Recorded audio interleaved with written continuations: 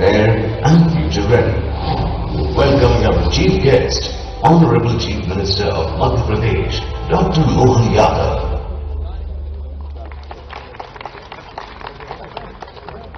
ऐसे उत्कृष्ट व्यक्तित्व का इस मंच पर स्वागत करना हमारा सौभाग्य है। मैं आदरपूर्वक आमंत्रित करता हूं मध्य प्रदेश के माननीय मुख्यमंत्री डॉक्टर मोहन यादव जी को कि वे वाह्य भारत समिट 2025 को संबोधित करें।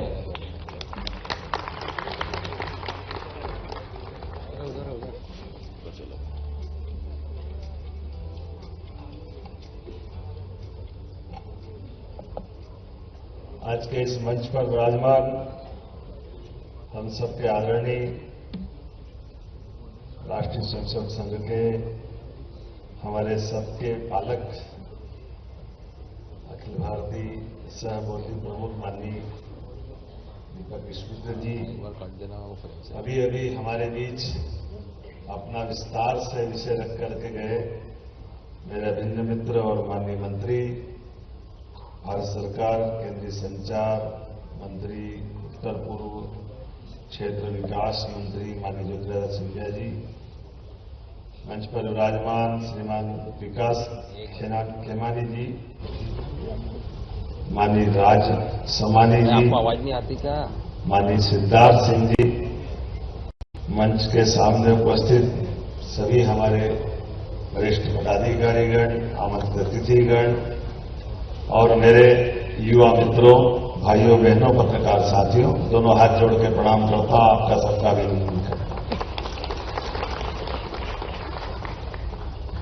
इंदौर भगवान गणेश का खजराना मंदिर और सच में बुद्धि के देवता का जिस नगर से संबंध हो, वो हमारी उद्यमशीलता की इस मूल भावना की भी परमात्मा की दया से ये कितना सुसंगत होगा इस बात को रखना कि हमारे लिए बुद्धि, विवेक, विचार इस सब मामलों से हमारी उद्यमशीलता का जो सीधा सीधा संबंध आता है, वो अतीत के काल से भगवान के अपने माता पिता की परिक्रमा से जाके जुड़ता है कि हमारे बीच विचार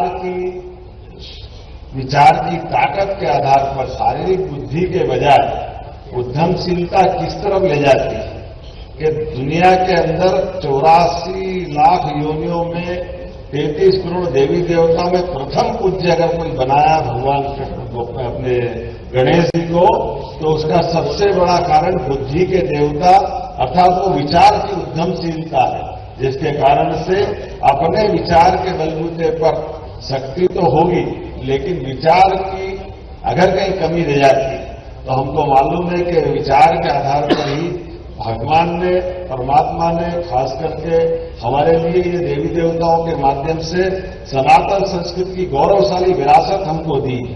जब मैं आपसे कोई बात यहां कर रहा हूं तो मैं अतीत के से कई सारे उदाहरण भरे पड़े हमारे अपने देश के अंदर भी और दुनिया के अंदर भी। ये अपने देश की विशेषता है कि अगर हमारे लिए अभी अभी 31 दिसंबर आ रहा है, अब कहने के लिए साल का परिवर्तन होगा, अब साल का परिवर्तन होगा, हम सब जानते हैं कि ये 25 दिसंबर और 25 दिसंबर से लगा करके 31 दिसंबर तक वर्ष के परिवर्तन में एक धर्म विशेष के लोग किसी के महापुरुष भगवान उनकी अपनी भावना से वो उनके जन्म के आधार पर वर्ष का परिवर्तन मानेंगे। कोई किसी देवता के शरीर छोड़ने से उनके साल का परिवर्तन मानेंगे। लेकिन हम कितने सौभाग्यशाली भारतीय लोग कि हमारा संवत का परिवर्तन जब होता है तो संवत के परिवर्तन से किसी के जन्म और मृत्यु से नहीं जुड़ेगा, वो परिवर्तन उद्यमशीलता से जुड़ेगा, सामर्थ्य से जुड़ेगा, सक्षमता से जुड़ेगा और आर्थिक संपन्नता से। और आर्थिक संपन्नता भी कैसी, जिसको हमारे वेद वाक्य में कहा गया कि हम सैकड़ों हाथों से कमाएं और हजारों हाथों से वापस बांटें, ये हमारी गौरवशाली विरासत, ये हमारी क्षमता का प्रतीक, ये उसी भाव से वापस ले जाता है कि जैसे आप देखें कि हमारा संवत प्रवर्तन, मान लो विक्रम संवत की बात करते हैं कि 2000 साल पहले अगर विक्रम संवत का प्रादुर्भाव होता है तो विक्रमादित्य ने अपने देश से तमाम आतताइयों को अपने तलवार के, पुरुषार्थ के, पराक्रम के बलबूते से पूरे भारतवर्ष को मुक्त कराया और मुक्त कराने के बाद जब सुशासन की बारी आई, उद्यमशीलता को प्रोत्साहन देने की बारी आई, तो उन्होंने अपने उस पद्धति को विकसित किया जिस आधार पर हमारे यहां संवत लागू करने की परंपरा है। इसलिए आप उल्लेख करिए इस बात का कि विक्रमादित्य ने 2000 साल पहले विक्रम संवत प्रारंभ किया, तो उन्होंने कहा मेरे भूभाग पर कोई भी भूखा नहीं रहना चाहिए, कोई कष्ट में नहीं रहना चाहिए, कोई दुखी नहीं रहना चाहिए। इसलिए केवल बोलने के बजाय सबको अपने अपने बलबूते पर जो जिस लायक व्यक्ति है सबको कर्ज मुक्त करने के लिए सबको आमंत्रित करके सारा धन अपने कोष से देकर के भारत उस समय का भी आदर्श बना जब संवत प्रवर्तन की हमारी जो शर्त है कि हमारे समूचे शासन के उस परिक्षेत्र में किसी पे कोई कर्जा नहीं होना चाहिए। और केवल कर्जा नहीं, उतना आपको अंदाज लगा लो कि ऋणमुक्तेश्वर महादेव उज्जैन में एक देवस्थान है, सबको ऋणमुक्त करना। और ये ऋणमुक्त करके दोबारा लोगों ने कहा चलो दुनिया भर के लोगों से कहा कि आप अपने भारत के साथ आकर के अगर आप रिश्ते बनाना चाहते हो, संबंध बनाना चाहते हो, तो भारत अपने सामर्थ्य से सबको मौका देता। मैं आज इस बात को इस रूप में कहना चाहता हूं कि विक्रम संवत के प्रारंभ होने की शर्त सबको कर्ज मुक्त करना और उद्यमशीलता के लिए उतना और धन देना। ये कोई कभी कल्पना कर सकता है कि कोई शासनकर्ता इतना जबरदस्त रूप से धन अपने पास कैसे एक तरह से बांटने के भाव में लाता, लेकिन बांटना नहीं, समाज के लिए संपन्नता के आधार पर विचारों की उद्यमशीलता के साथ आर्थिक संपन्नता के लिए ये अतीत के काल का गौरवशाली पक्ष है। तो हम कह सकते हैं कि हाँ, हम उस देश के वासी हैं जहां संवत का प्रवर्तन सामर्थ्य से होता है, किसी के जन्म और मृत्यु से नहीं होता है। हमारा विक्रम संवत उसका उत्कृष्ट उदाहरण है। हमें इस बात का गर्व है। जब मैं आपसे बात कर रहा हूं तो ये अभी संयोग सुखद, अभी माननीय सिंधिया जी कह रहे थे, कितना आपने उसका आकलन कर लेना। 1942 का जब परमाणु बम के आधार पर जापान की अर्थव्यवस्था सहित उस देश की हालत क्या हो गई थी। देश आजाद 47 में हो गया, लेकिन दुर्भाग्य से देश भी आजाद हुआ और जापान अच्छा खासा देश नष्ट भ्रष्ट हो गया, लेकिन वो आर्थिक रूप से खड़ा होकर कहां से कहां चला गया। लेकिन ये संयोग है कि हमारे तत्कालीन शासनकर्ताओं की दृष्टि देश को उस तरह से ले जाने की नहीं थी। उसका दुष्परिणाम है कि देश अपने खुद के खाने के लिए भी अमेरिका पर लाल गेहूं पर निर्भर रहा।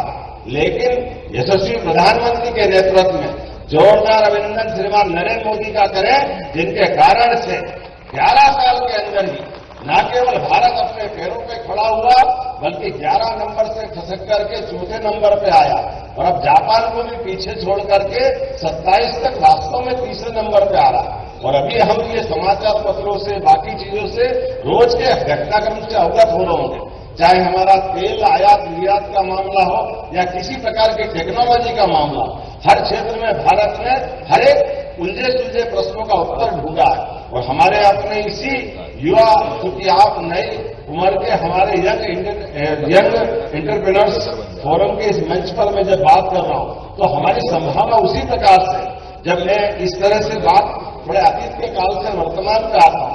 हमारी सरकार में बनी 2023 में, सरकार बनने के बाद हमने खुद ने तय किया कि सरकार बनती है जनता के वोट से, लेकिन जनता के वोट से बनने वाली सरकार का अपना विजन क्या है, वो कहां तक जाना चाहती, वो किस प्रकार से बढ़ना चाहती, उनके अंदर के हमारे टारगेट तय होना चाहिए। इसलिए हमने तय किया, लगभग 3,15,000 करोड़ का हमारा बजट था। हमने कहा ये 5 साल में डबल करेंगे, तो सरकार में, इसलिए उस तरह से हमने टारगेट तय किया। अगले साल खसक करके 3,67,000 का बजट किया। इस साल हमारा जो बीता साल गया 2025 का, जिसमें 4,21,000 किया, 5 साल के अंदर डबल करें। इसके साथ ही सरकार के आधार पर कई सारे जो अनावश्यक खर्चे हैं, आप अंदाज लगा लो, दुनिया भर में मेडिकल कॉलेज बनते हैं, लेकिन मेडिकल कॉलेज में ऐसा कहीं नहीं होता जो दुर्भाग्य से अपने यहां होता। मेडिकल एजुकेशन अलग, मेडिकल डिपार्टमेंट का मंत्रालय अलग, और दोनों का अपना अपना खर्चा। हमने कहा इसकी क्या जरूरत है, अपने साथ इधर मेडिकल कॉलेज और इधर मेडिकल कॉलेज के लिए लाभार्थी होने बड़ी संख्या में रोगी और बीमार उनको दोनों को एक करें। इसी का परिणाम है कि लगभग एक मेडिकल कॉलेज को बनाने के 1,000-1,200 करोड़ रुपए से लेकर 4,000 करोड़ तक का खर्चा लगता है। अब हम वो पैसा भी बचाएंगे और अपने यहाँ का इसी आधार पर मेडिकल कॉलेज जो हमारे हॉस्पिटल अगर पीपीपी मॉडल पे किसी को दे दें तो अपने आप मेडिकल कॉलेज के साथ चलाएंगे। मुझे खुशी है इसी साल 4 मेडिकल कॉलेज का भूमि पूजन भारत सरकार के स्वास्थ्य मंत्री आकर के हमारे यहाँ सौगात भी दे रहे, वो सरकार के पैसे भी बचा रहे। ये हमारी अपनी राज्य के प्रति प्रतिबद्धता थी। जब मैं आपसे ये इस तरह की बात करके आगे बढ़ रहा हूं तो आपके हुकूमचंद मिल का यहाँ का इंदौर का उदाहरण इस बात के लिए सबके सामने है कि जब हम इंडस्ट्री के लिए जमीन देते हैं, सरकार इंडस्ट्री की जमीन देती है, लीज पे जमीन देती है। हमने तो सरकार से उद्यमशीलता के आधार पर जमीन लेते हैं, लेकिन जमीन लेने के बाद किसी कारण से टेक्नोलॉजी पुरानी हो गई, मैनेजमेंट फेल हो गया, कोई और कारण से अगर वो इंडस्ट्री बंद हो गई, ऐसे में जो लेबर जिसने हमारे साथ वर्षों तक काम किया, अगर वो उनका हिसाब किताब बाकी रह गया, अगर वो डिमांड उनकी कर रहे हैं, लेकिन ये वर्षों तक 30 साल तक इस बात के लिए उस मुद्दे पे उलझा रहा पूरा इंदौर कि हमारे 7,000 भाई बहन कि हमारे लिए हमारे हक के 2 लाख, 4 लाख, 6 लाख दे दो। लेकिन ऐसे उलझे सुलझे प्रश्न में सरकार के आधार पर मुझे इस बात की प्रसन्नता है। हमने कहा कि ऐसा इसके बजाय वो जो सरकार की जिसने जमीन दी थी वो उद्योगपति भारत के नागरिक थे, मध्यप्रदेश के नागरिक थे। अगर उन्होंने कोई फैक्ट्री खड़ी की तो फैक्ट्री खड़ी करने में उद्योगपति की भावना भी शुद्ध थी, लेकिन आज कोई कारण से फैक्ट्री बंद हो गई तो सरकार जमीन लेके उसकी चुकारा कर दे तो गलत क्या है? अब ये आप बताइए, मैं सभी आप सब नव उद्यमियों के साथ बैठ रहा हूं कि अगर हम जमीन लगातार देकर नई नई फैक्ट्री खड़ी करवा रहे हैं तो सरकार ही तो खड़ी करवा रही है, सरकार उससे बाहर का जा रहा है। लेकिन सरकार का एक विभाग को देगा हमने तो इंडस्ट्री के लिए जमीन दी थी, बात की लाइबिलिटी हम क्यों दें? ऐसे में तो डेवलपमेंट रुक जाएगा। हमने कहा ऐसा नहीं चलेगा, 300 करोड़ रुपया हम सरकार से दे देते हैं, बाकी जमीन जो बची वो सरकारी उसका डेवलपमेंट करेंगे। मुझे इस बात की प्रसन्नता है। ऐसे में हमने 30 साल पुराने मुद्दे का समाधान भी करा और बदले में 5,000 से लेकर 7,000 करोड़ की एक नया प्रोजेक्ट खड़ा करके एक बड़ा समाधान सबके सामने लाए। यही तो विचारशीलता। महापौर यहां बैठे, मध्यप्रदेश सरकार के अधिकारी भी बैठे, हमने ये समाधान खोजने का प्रयास किया। इसलिए जब मैं आपसे बात कर रहा हूं कि हमारे लिए नई उम्र के लोगों के साथ अगर आपके साथ मैं बात कर रहा हूं तो उसमें हमारी ये जो हमारी एंटरप्रेन्योरशिप के आधार पर खास करके नए युवाओं के लिए अपने विचारों के बलबूते पर सक्षमता के आधार पर सभी प्रकार के मुद्दों को समाधान पूर्वक सरकार की नीतियों के साथ खड़े होकर न केवल अपना खुद का जीवन भी सुखी संपन्न बनाए बल्कि ये दिए गई व्यवस्थाओं का लाभ लेकर जो बेहतर से बेहतर हो सकता है वो सब करें। इसी आधार पर तो हमारा अपना देश हमारी व्यवस्था को कई समय से केवल सरकारी लाइसेंस राज, कोटा परमिट राज इनके कारण से परेशान होती रही है। लेकिन मुझे इस बात की प्रसन्नता है, बीते 2 साल के धीरे धीरे करके ऐसे ही अभियान चलाने के कारण आज कई प्रकार से हमने अपने मध्य प्रदेश को आज पूरे देश में सबसे तेज गति से औद्योगिक विकास दर में कोई राज्य अगर है तो मुझे प्रसन्नता है वो मध्य प्रदेश से। आपके सहयोग से मध्य प्रदेश सबसे तेज गति से आगे बढ़ रहा है। मैं अपना 2 साल का माननीय भाई साहब अगर समय का कैलकुलेशन देखना चाहता हूं तो मान के चलिए कि लगभग 24 महीने में से 4 महीने मेरे केवल इसी विभाग में गए। जब विभागों के अंदर मंत्रियों का काम का बंटवारा कर रहे थे तो कई सारे लोगों ने कहा कि अभी तक के जितने मुख्यमंत्री हुए किसी ने इंडस्ट्री मिनिस्ट्री अपने पास नहीं रखी।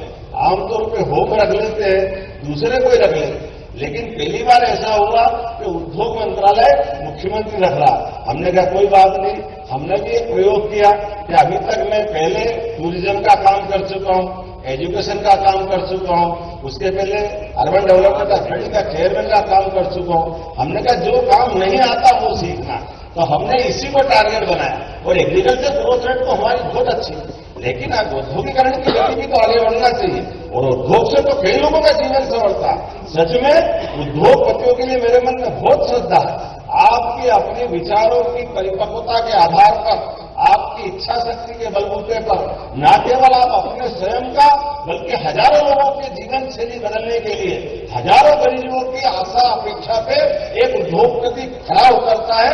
इसलिए मैं आपका अभिनंदन करता हूं, आपका वंदन करता हूं। और उसी नाते से मैंने ये मिनिस्ट्री अपने पास रखी थी कि हमारे देश के अंदर कई सारी अच्छी अनुकूलता है। आज सबसे बड़ा लैंड बैंक हमारे पास है। पानी से लेकर बिजली तक सारे मामलों में हम अपने आत्मनिर्भरता की तरफ जा रहे हैं। जब इस तरफ आगे बढ़ रहे हैं तो ये जो देश के मध्य में होने का हमारा अपना मध्य प्रदेश का एडवांटेज, इस एडवांटेज के बलबूते पर अगर यहाँ उद्योग धंधे लगेंगे तो न केवल देश भर में वो अपने आवागमन की सुविधा के आधार पर माल भाड़े में सस्ते तरीके से पहुंचा सकेंगे। और संयोग से मध्य प्रदेश में कोई तूफान नहीं आता, कोई हमारा समंदर का किनारा नहीं कि कोई बंदरगाह से लेकर के दूसरे, हमको मालूम है कि कहीं सुनामी आ जाएगी। सब प्रकार से महफूज है मध्य प्रदेश। लेकिन केवल एक बात की आवश्यकता थी और मुझे लगता है कि मैं आपको बधाई देना चाहूंगा, ये यंग एंटरप्रेन्योर्स फोरम के द्वारा जिस प्रकार से अपनी संकल्प शक्ति के बलबूते पर यहां अलग जगाया। अब हम देश भर में और प्रदेश में तो करें, लेकिन अपने प्रदेश के हमारे युवा मित्र आगे बढ़कर के हर एक क्षेत्र में अपने नवाचार के बलबूते पर अपनी पहचान बना। इससे अच्छी क्या बात हो। आपने कुछ प्रयोग भी देखे होंगे। हमारा अपना इंजीनियरिंग कॉलेज के गवर्नमेंट इंजीनियरिंग कॉलेज के कैंपस, केवल हमने कहा ये पढ़ाने के सेंटर तो होना ही चाहिए, लेकिन यहाँ रोजगार मिल जाए इसमें क्या तकलीफ है। इसलिए जगह जगह, चाहे उज्जैन हो, जबलपुर हो, ग्वालियर हो, हमने आईटी पार्क बनाने की दृष्टि से उसी लैंड का उपयोग करने का निर्णय किया। जब हमने कहा रिसर्च के बलबूते पे इसरो बहुत आगे जा सकता है, तो आज का जमाना तो एआई का है, डीप टेक का है, तो